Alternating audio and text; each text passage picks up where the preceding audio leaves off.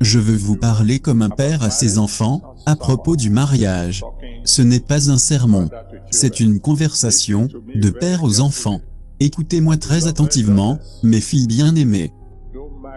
N'épousez pas un homme qui n'a pas de travail.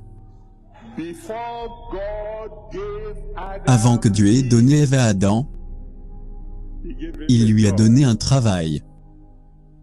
Il a dit, voici le jardin, prends-en soin. Donc, ceux qui viennent à vous, et disent, ma sœur, ainsi dit le Seigneur, tu vas être l'étoile de mon firmament.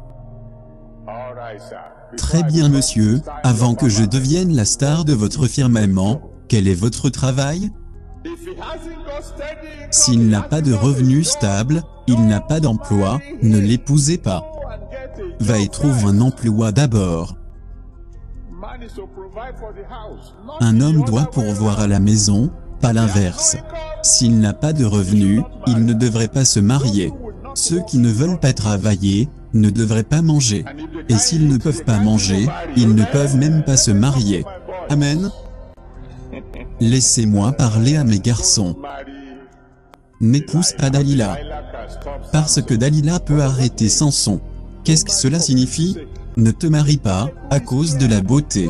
La Bible est claire, Proverbe chapitre 31 verset 30, Proverbe, chapitre 31 verset 30 dit, la beauté est vaine. La grâce est trompeuse.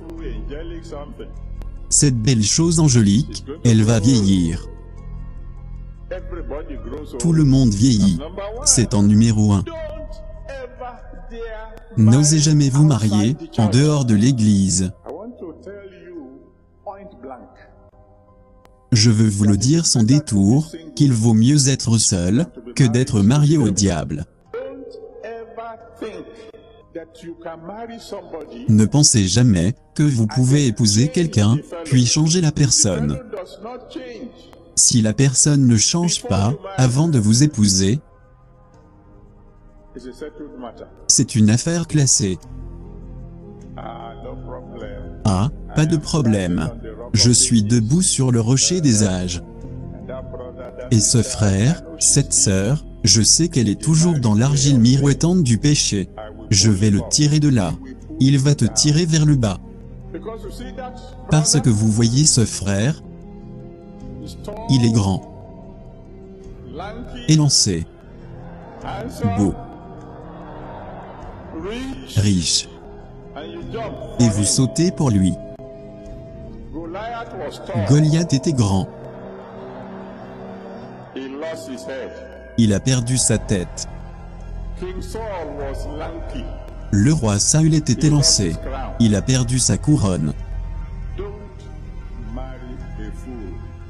N'épousez pas un inconverti.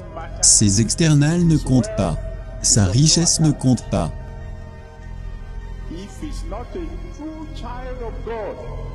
S'il n'est pas un véritable enfant de Dieu, ne vous associez pas à lui.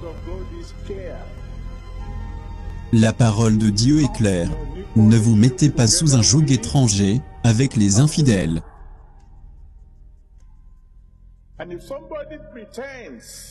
Et si quelqu'un prétend être un chrétien, il vous suit à l'église, parce qu'il pense pouvoir vous avoir.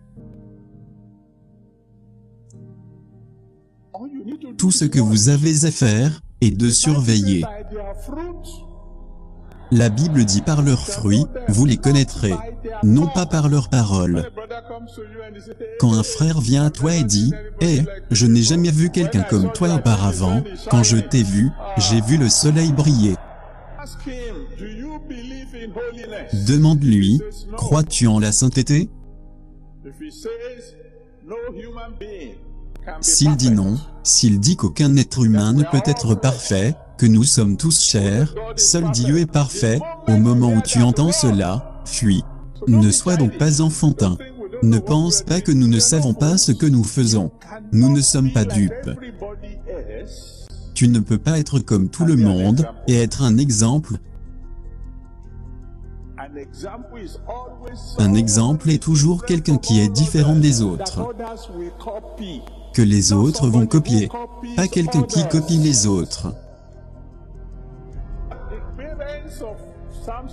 Et les parents de Samson lui dirent, n'y a-t-il pas de femme parmi ton propre peuple? Pour que tu sortes de ce bercail, que tu ailles amener un démon d'ailleurs. Quand tu n'es pas fou. N'épouse pas une fille, simplement parce qu'elle sait chanter. Chanter est merveilleux. Dieu aime les adorateurs. Mais le diable était le chef de chœur au paradis. Et dans certaines chorales, il y a des anges déchus. Ils peuvent chanter comme personne ne le ferait, mais ils sont liés, en attelage avec le diable. Papa, qui dois-je alors épouser? Épouse une combattante de prière. Il y a ceux que j'ai conseillés auparavant, qui ont ignoré mes conseils. Maintenant, ils viennent à moi et disent, tu nous avais prévenus. N'épouse pas une fille qui est paresseuse. Vous faites une visite surprise à sa famille, et vous voyez comme elle est. Si elle est paresseuse quand elle est une fille, comment va-t-elle s'en sortir quand elle sera mariée, et aura des enfants? Comment va-t-elle s'en sortir? N'épouse pas une fille qui ne sait pas cuisiner. Tu veux prendre des repas dans ta propre maison. Une fille qui ne sait pas cuisiner ne sera pas une bonne épouse. Puis-je entendre quelqu'un dire Amen? N'épouse pas une fille qui est mondaine. Une fille qui ne s'habille pas bien, une fille qui est toujours après les bijoux. Si tu le fais, tu auras eu quelque chose à adorer pour le reste de ta vie. Colossiens chapitre 3 verset 1 à 3 dit, « Nous qui sommes ressuscités avec Christ, nous devons rechercher les choses d'en haut, pas les choses d'en bas. » Je crois en Dieu que quand tu vas te marier, tu épouseras la bonne personne.